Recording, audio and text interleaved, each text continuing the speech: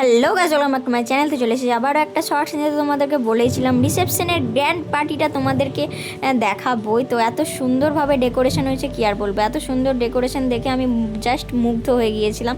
তো দেখতেই পাচ্ছ ফ্রন্টেই কাপলদের দুটো পিকচার ছিল, এবং তারপরে যারা কার্টুন সাজে তাদেরও মানে অনেককেই দেখা গিয়েছে। মানে বলবো পুরোটাই মানে অমায়িক ছিল ব্যাপারটা। তারপরে স্টার্টার থেকে শুরু করে মেন কোর্স সমস্ত কিছুই তোমাদের সঙ্গে শেয়ার করব। আর গিয়েই আমার ফেভারিট হচ্ছে এই মালাই জিলিপি।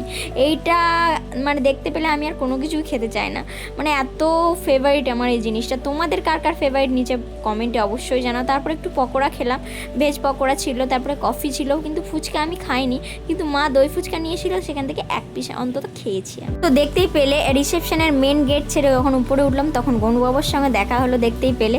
তো খুবই সুন্দরভাবে ডেকোরেট হয়েছিল। এখানে মা চশমা পরে ছবি তুলবে বলে রেডি হয়েছিল। আর এই হচ্ছে আমাদের আজকের নতুন বউ। মানে রিসেপশন পার্টিতে কেমন লাগছে নিচে কমেন্টে অবশ্যই জানাও। আর পাশে যিনি দাঁড়িয়ে তিনি হচ্ছেন কাকুর মা, মানে আমার দিদা হয়। তো দেখতেই পাচ্ছ, মানে যখন কন্যা যাত্রী আসে তখন এইভাবে গ্র্যান্ডভাবে বাজি ফাটানো হয়। তো খুবই সুন্দর লাগছে। আর এদিকে অনেকগুলো টিভিতে তাদের সেই মুহূর্তগুলো, বিয়ের তারপরে আরও অনেক কিছুর মুহূর্ত, মানে এখনকার যা রিসেপশনে যারা তাদেরকে দেখতে আসে সমস্ত কিছুই ক্যামেরাবন্দি করা হয়েছিল। আর এদিকে কাকুর সব স্কুলের টিচাররা এসেছিলো, এবং তারপরে দেখতেই পাচ্ছ অনেক সুন্দর সুন্দর মুহূর্ত। আমি সেই আবার জিলিপির কাছে এসে দাঁড়িয়েছিলাম, আবার এক পিস খেয়েছিলাম। খুবই সুন্দর লাগে। আর এটা হচ্ছে খাবার জায়গা। তো সেইখানে দেখতেই পাচ্ছ প্রচুর ভিড় ছিল, 800, 900, 1000 লোক হয়ে গিয়েছিল।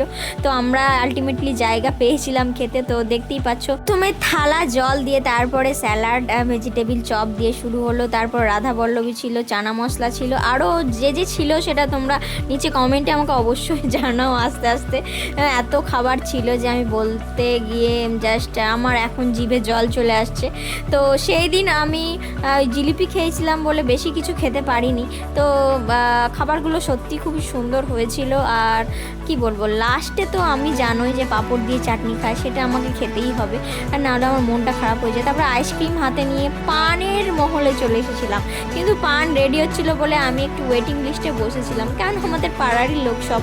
তো বললো তুই একটু বস, সেই জন্য মিঠা পাতা পান নিয়ে চলে এসেছিলাম। কিন্তু তার মধ্যে সুপুরি ছিল বলে আমার জিভের অবস্থা টাইট হয়ে গিয়েছিল।